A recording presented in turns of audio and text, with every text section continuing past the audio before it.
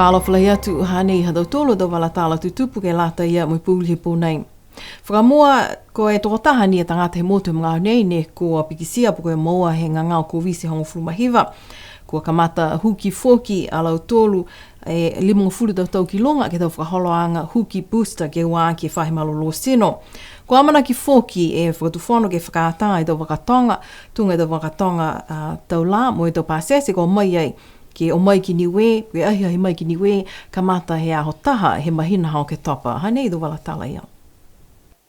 Ko whakailoa ai he ofisa mai tau tangata o atu mo e mai ki he motu ke he whakailoa anga numela hongo fluma fitu. Kamata he aho taha he mahina o ke topa tō whakaata e tau wakatonga ke he kehe, tunga tau wakatonga tau la, ke o mai po ke ahi mai ki Niue.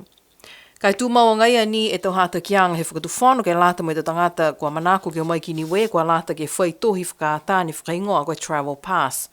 Ka nāka i whai travel pass tō nāka i whakaata e tangata whanawhinonga ke hoko mai ki Niue. Koe aho nei fōki kua kamata ai tau huki ke whaa ki ma lautolu e tau tangata ngahua ke whahe malolo sino, sipihia mo lautolu ne limongo fulu tau ki lunga. Ko kamata o atua lautolu he māme hao nei ke whalinga ngau ni UFO ke moa e tau huki pui booster nei. Tali mai he mahina hamasi he tau nei ne hoko mai mua e mako ke he motu ko e toko walungo fulu e tangata ne ko moa po e pikisia ke he ngangau, whitungo fulu mahiwa i a lautolu ko malolo mai. Tu maua ngai ni e motu ke he lewe kianga, hata kianga papahi pui lanu ango he tau mga honei. Koe whahitapu e kamali ne tuku atu ai ke he whono e ke pule e whakatuwhono whakalatalata mai tau whakawhitu ianga he mga whaua he kaina uawhi ua flumaua. Mō lea e hong flumaua e tau he ngahua ki ai do ofisa mo i tau tangata ngahua whakatuwhono. Ka kua tuku atu ai he lilifu hukui palemia lilifu ko sauni tonga tule ke he whono e ke pule he whahitapu e kamali. Tokalonga e tau e ke pule ne pehe halau tula tau manatu ke nāka i whakasepe. Kai kua lata ke whai whakatutalanga mo i tau maanga sipihia mo i tau tangata. Pese ni e longa e tau mga aho mo lea e hongo fulu e tau ne ngahua kia i tau ofisa whakatuwhono mo i whai hikianga fōki ke he matahingoa ka kua whiawhia kua tuku atua i ke he hukui palemia lilifu ko sauni tonga tule e mata whakatuwhono whakalatalata mai tau whakawhitu ianga he mga whaua he kaina ua awhi ua fulumaua ke he lilifu whono i ke pule he whahitapu ka male. Longa i tau manatu whakakise he tau lilifu e ke pule, lau lahi he halau tūla tau manatu, ke aua whakasepe ke he whakatuwhono whakalatalata nei, hako e tau hako mena mahuinga lahi ke whakatutala whakalau lahi, mo e whaala whakamitaki ki ai. Pehe e ke pule motu lilifu o Terry Coe, mo e ke pule he mango awasele pita wanganufisi, kua lata ke tukuange taha mga aho ke tau tangata he motu, mo e tau maanga ke whai whakatutalanga ke he whakatuwhono whakalatalata nei. Koe lau lahi he tau manatu whakakise ko langwana ai ke he whono ke pule, ko e tau manatu hangau ia ke he tau maupauli, mo e tau whakatuwhono, mo e tau tohi hiki tama mai ki whafo he mga whaua. Pehe mai e ke pule he maanga ko mutalau, makasiau Ioane, aonga e mata whakatuwhono whakalatalata nei, mo e kua lewa fōki he langona ki ai, ha koe tau lewe kianga ke lata mai tau momui mga whaua. Kai pehe lilifu Ioane, koe hana tau manatu kua lata ni e tau tonuhia, ke he tau whiwhilianga he mata whakatuwhono nei ke alau tolu koe tau iki whakawhili. Pehe e whalu manatu he ke pule mai la kapa, John Oposia kia, ki sia e mitaki mo ke lea ke whakatuwhono whakalatalata, mo e whakaue e ha kua hoko atu ke he whono i ke pule. Kai tupe fōki ke he tau whangamata whakatuwhono, ka whua ke malolo ke he tau ofisa whakatuwhono, ke uta kehe mai tau whanau mai he alau tūlo tau mga whaua.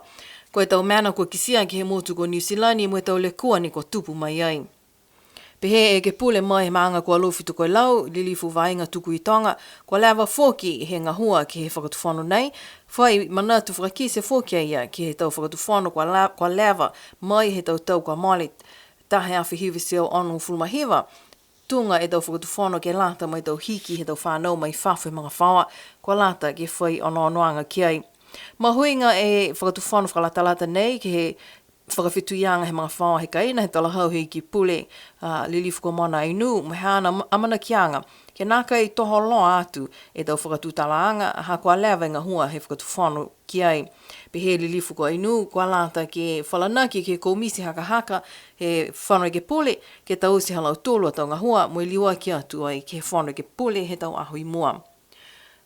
Tahe sea ua fulmafitu e numela he tau mata kupu ki loto he whakatuwhano o whakalatalata whakawhituianga he tau mga whaoa he kaina.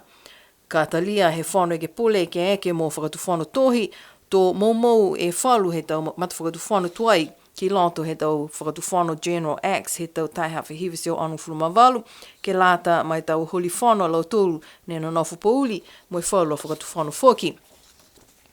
Ko e mga aho nei, kua whakatali atu ai ki he whakatokaanga he koumisi haka mata whakatuwhano he whanau ke pule, ko e whiha e lewa tō liwa ki atu ai ki he whanau ke pule. Ko e takitaki he koumisi nei ko lilifu e ke pule motu ko o Love Jacobson. Ha kua lewa e whakatoka noa mo e nākai hoko tanki tau tangata ne kua nākai muitua ke he matawhakatuwhano Gaming and Gambling Regulations he tau uawhi mo e lima.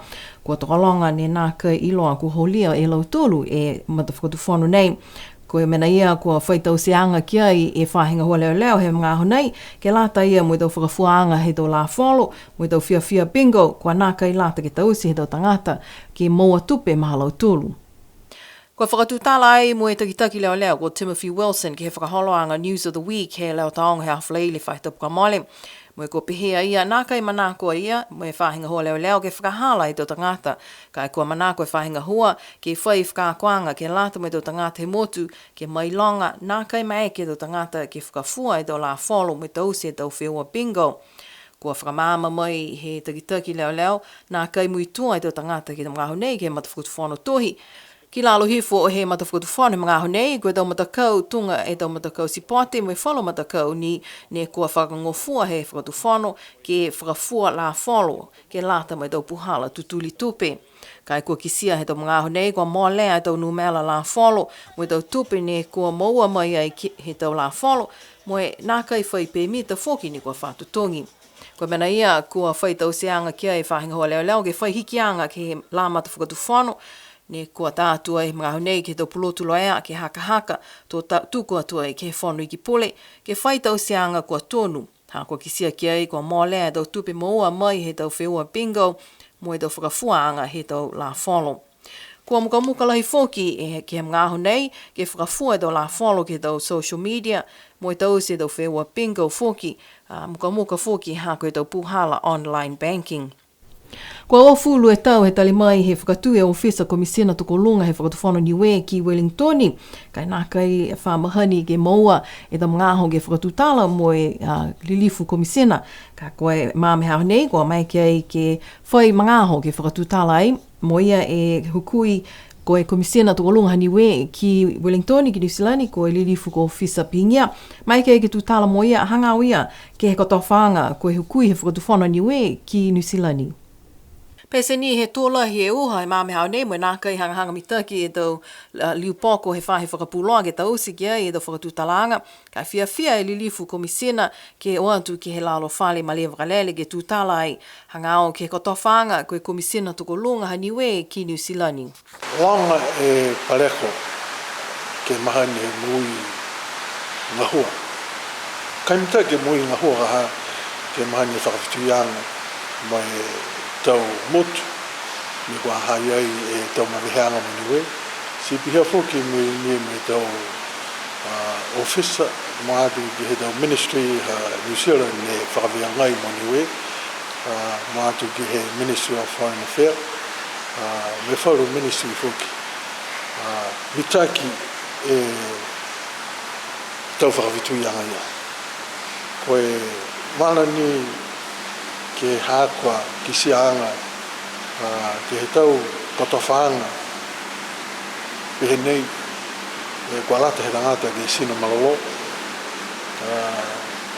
ke lata mui ngahua hātua e hukui ka hae he kotawha e whakatawhana mai te rangata Niue si mitaki nei ke sino malolo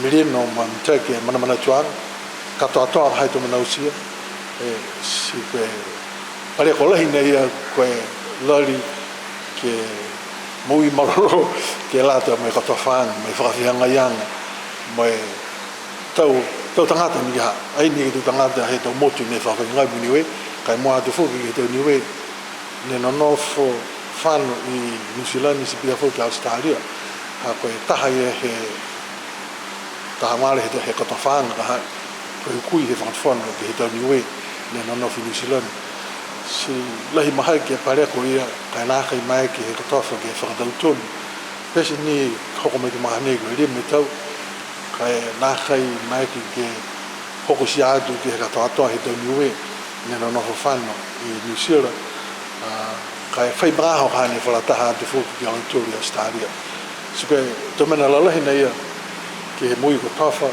ke lali ke whakatautonu e manako he whakatafono mai tau matuta tianga mai tau Niue si pia fuki mai tau whakatafono e tau motu ni waha i Wellington. Tali mai he whakatu e ofisa ki Wellingtoni, toko ngā hoanga ia e tō tangata ngā hua pui tō ofisa ngā hua, mo e mamawha fōki tō ngā hua ki he toko ua ni e tangata.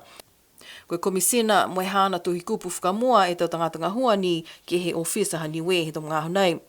Ko ta haki mai fōki ki he whanoanga he tau lilifu e ke pule whahe tau pukua male, e whalo tau manatu whakakese he tau lilifu e ke pule, hanga ia ki he tau manako he tau Niue no nofu ki tau mutu kehe, mo tau ngahua kua lango ia ki he ofisa he komisina tuko lunga. Lahi si fōu e mnea ki he tau mahane, mo atu ni haka tau hiki anga fōki ni he tau whakatoanga he whakatawhana New Zealand i e whalu. Mo atu ki he whahi ni fua ki tau langamatai tupe ki he tau Niue. Tunga i e New Zealand superannuation. Ka eke kua tū e ono 5 tau he tangata, taha mala ka haia. Kua late ki haia ia e tohi a whanau ki he whakakise e tumhia mai mōri hana.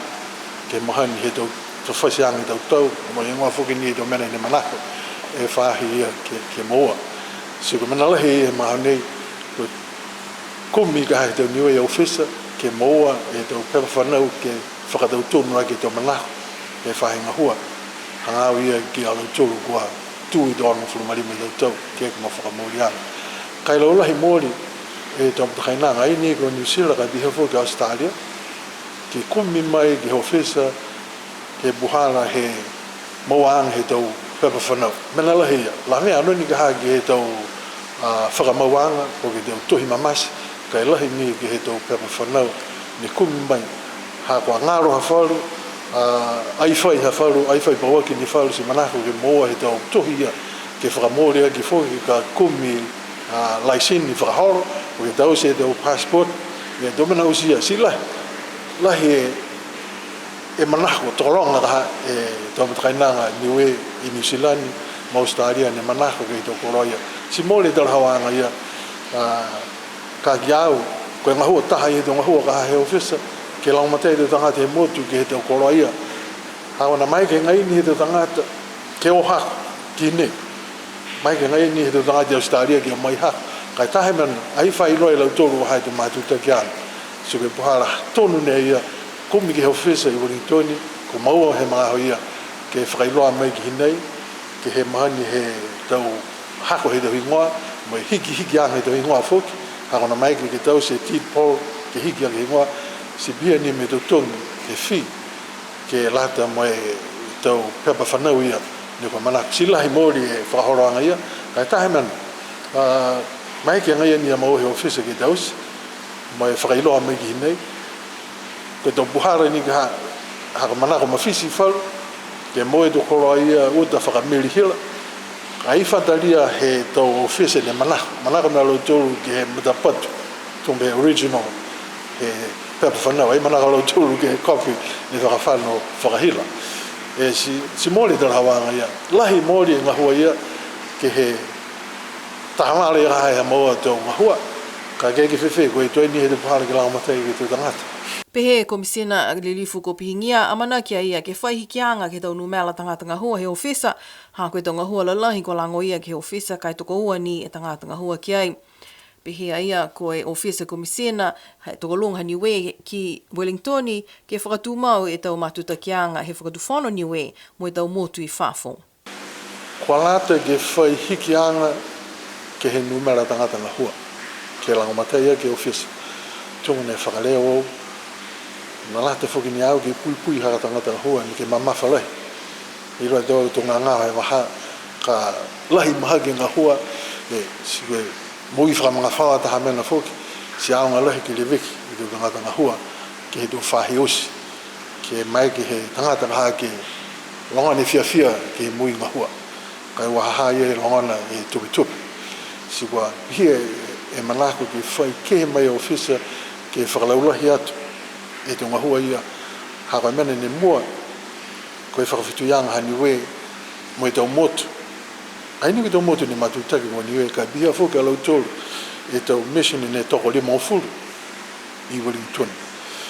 Si ke taha ia raha te ngahua ke whakalaulahi atu I loa he tau tangata hamana, tokolanga he tau motu ne iloa ko whia Niue, ko hea Niue.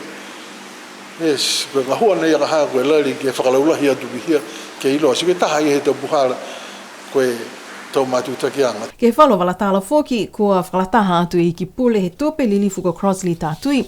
Ke he whalo tau whanoanga he tau I ki pule ko tau Forum Economic Ministers Meeting he tau whahe tau pue kua mole. Kua whakailoa whoki ia ke he whano I ke pule he whahe tau kua mole e ka kano mahuinga he tau whano ni whinato ia ki ai. Koe laulahi he tau whakatūtalanga he tau I ki pule whakahanga au ki he tau whakatokaanga he tau takitaki he tau Motu Pasifika. Ne kua pata ai ke taha hokotaki ni whakahingoa ai koe Pacific 2050 Strategy mo e tau manako kua whakakise ke lata mo e tau motu he Pasifika. Ngai e tuanga he whakaulahi ke lata mo e Pasifika katoa ha koe pifirianga he tau takitaki he tau kautu takitako tahani affiliate ki he Forum Leaders Meeting ke lata mo 2050 Strategy for the Blue Pacific Continent. Koe whakasino laulahi ke kisia kua mautari hangi mtaki tau motu. Me hana tau tangata kena nofu mawhala, fia, moe hao mtaki mai ha kua. Lurute laulangi tung ni loi tutulu he ngahani ke he ngangao karea ia pihe me tau whelau kitaki. Rusia mo Ukraine, ne kua putuia whoke tau motu he atu Europa. O tu Amerika. Pia whoki ki hoko mai ke tutulu Australia, New Zealand, mo Pasifika katoa. Si koe manako ia he tau tikitaki, mo whailoanga ke he whono he tau Forum Economic Ministers he Pasifika. Ke whakalaulahi he tau whailoanga ke lata mai strategy, he longa tumnanga private sector development, ocean, land, environment protection, tungani ni mai longa te tolu climate change, unpredictability, ni whai whaka tau heri ke he tau horanga mtak he puharan whakaholoa ke tau whakahoranga he kautu. Pese ni he tose e motu ko Niue ka e mai ke muitua mo Itali atuai ke tau whakatokaanga ngahua. Pe I ki pule kua kisia whoki ke he tau ngahua he whakatwhano Niue ke Itali atuai ke tau manako ki lotu hifo he tau whakatokaanga tunga e Sustainable Development Goals. Mōri e tose he tau tōra motu mai whakatwhano ka eke ke muitua tau tōru ke taha tau seanga he United Nations, the Sustainable Development Strategies. Moi he MTGs, whakamoa, Millennium Development Goals. Longa he tau ngataanga he tau whakahoranga ke education, health, o whitaha tau tōra mo te tuhanga. Ta ki tunga hoko hila ke he tau nono whaanga he tau tangata, koe vai, me longa he tau mania. Koe hangawanga tau tōra mga nei, ke pui he tau tōra takatai motu, moatu ke he moana puke lahi, me tau koroa hata tūni whoki mai hatua ke nāta mai hata tōrua motu. Moe tūmau ke leweki hata tōrua tokola. Kai mitua atu whoki ke he whakatokaanga he Pasifika, ka toa biheni me United Nations. Pehe e lilifu ko tātui, koe lahi e tau ngahua he tau motu he Pasifika tau mga honai, ke kumi tupe ke tali atu ke tau le kua ne kua puna mai, ha koe tau hikianga he matangi. Manatou koe mga honai lahi he tau ngahua he o te Pasifika, mo Niue foki, koe kumitupe atu ke he whahi climate change. Koe tau whianga foki he tau motu he Pasifika, ha koa tumpe lauia noa ha koe tau maskelea he climate change, ha koe tau motu ne develop, mahalo tolu a tau a hua kona ni whai. Whakawhanu moa moi ha koe tau factories long he tau wahanga whikau pihia. Kua kamata he māmehe ahui neawhi e tau kamata mock exams he tau whanau aonga ki he wahenga hongfuluma taha, hongfuluma ua me hongfuluma tolu, ko lau tolu tau whanau ne whakakua tuai ki he tau wahenga NCA. Hani tu wala tala ia. Ki sia ai ki he tau whailoanga mai he aonga tukolunga, kua whakamanatua tuai ki he tau whanau aonga ki lari whakamalolo ki he tau kamata mock exams nei.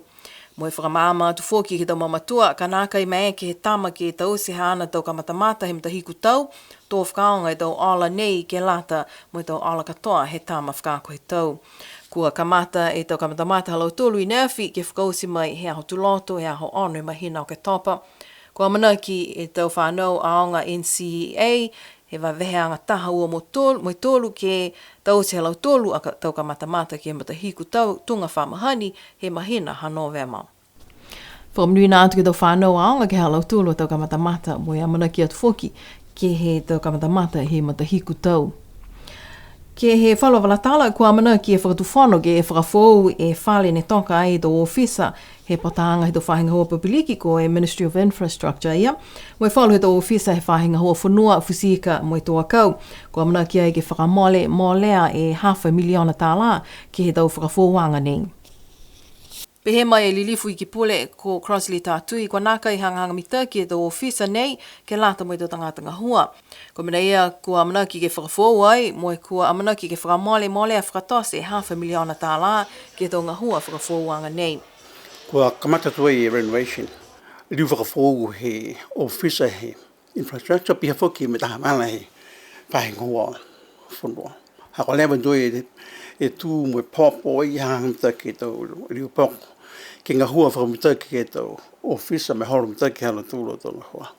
Longa I puhala ni whakatupi aki a haka tau whalu mita ngahua tunga he REN, whakatuwhono Niue, whaita mamala whoki, whakatuwhono a New Zealand me whalu he tau mita ngahua kua whiawhia ki ngahua o loa me mai whahinga hua. Ka kamata e tau ngahua kua mana ki e tau ofisa ke o atu ke ngahua ke he whalu tau whale ngahua a tau mau a pāpo e ofisa 4. Si pihia e tau walatala tutupa tatu ke lata ia moi pūlihi pōnei, a mana ki atu ki he awhiawhi tulato ke lata ia moi tau walatala whaka Peritania. Ka mawehe atu he pūlihi pōnei, nona whā me munui ne pō.